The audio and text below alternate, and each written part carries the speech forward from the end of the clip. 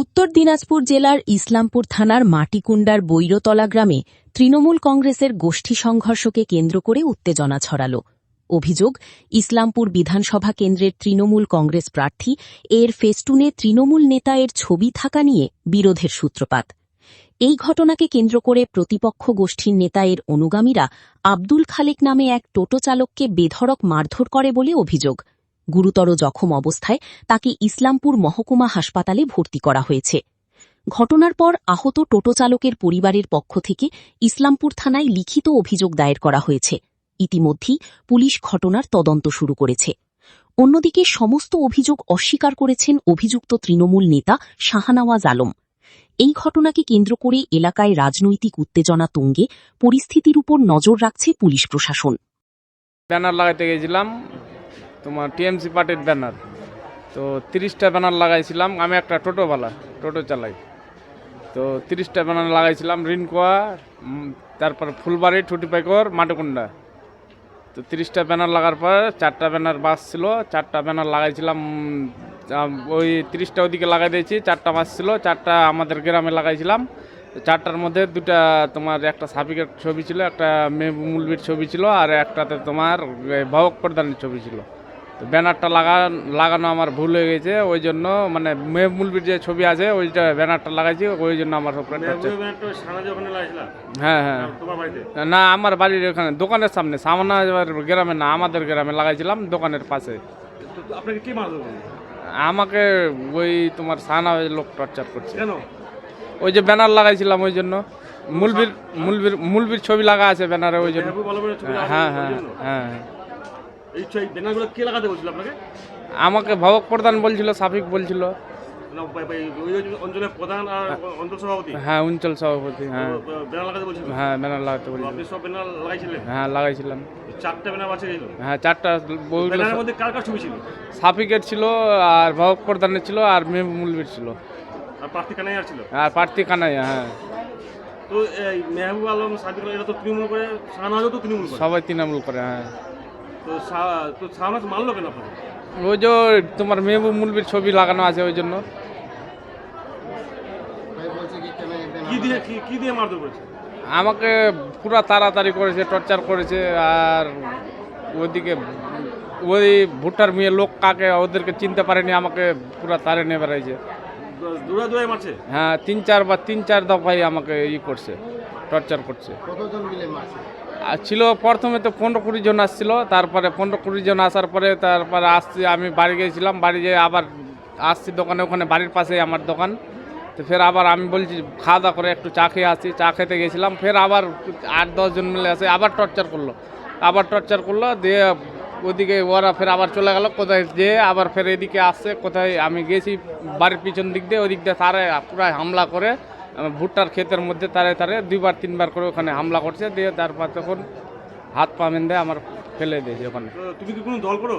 আমি TMC party, সব দল করি না, আমি এমনি যাই দাদা বন্ধুদের সঙ্গে, এমনি বসি উঠি না। তো আমি টোটো চালাই, আমি টোটো চালাই।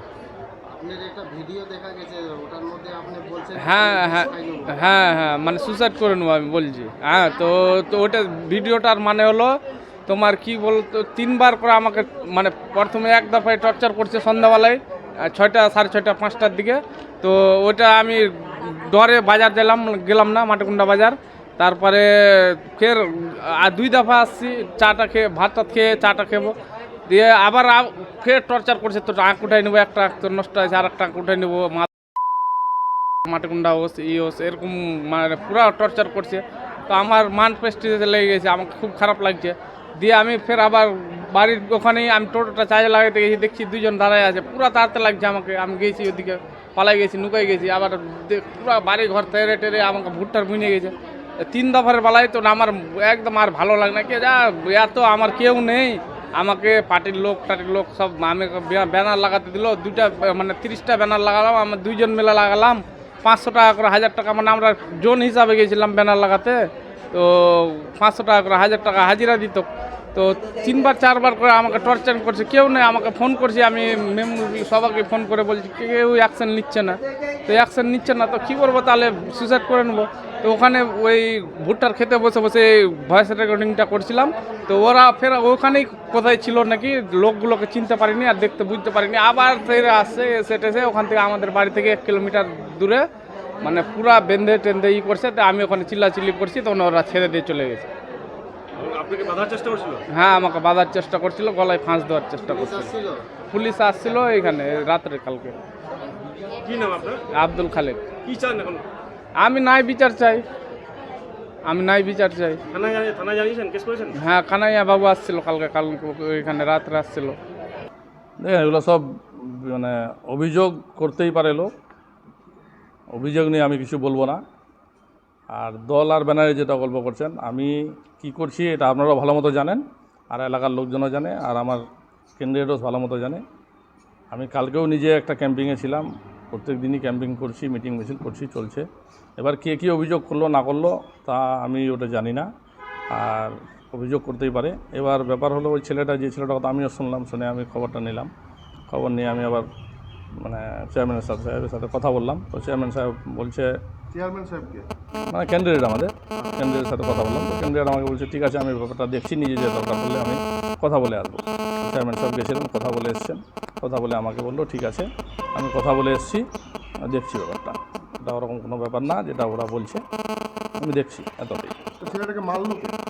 ওরা তো ওরাই বলবে, এবার কে মারলো কে না, আমার জন্য কে কী বলছে, কে কী করছে, আমাকে নিয়ে অভিযোগ করতেই পারে। কোনো একটা গ্রুপে সে ভয়েস মেসেজও দিয়েছে যে শাহনামাজ ও তার দলবল আমাকে মারছে, আমি কিন্তু সুইসাইড করে নেব। ওটা বলতেই পারে, ওটা তো বললে আমিও তো অনেক কিছু ভয়েস রেকর্ডিংয়ে ছেড়ে দেবো, করে দেবো, তার মানে কি ওটা হয়ে গেলো?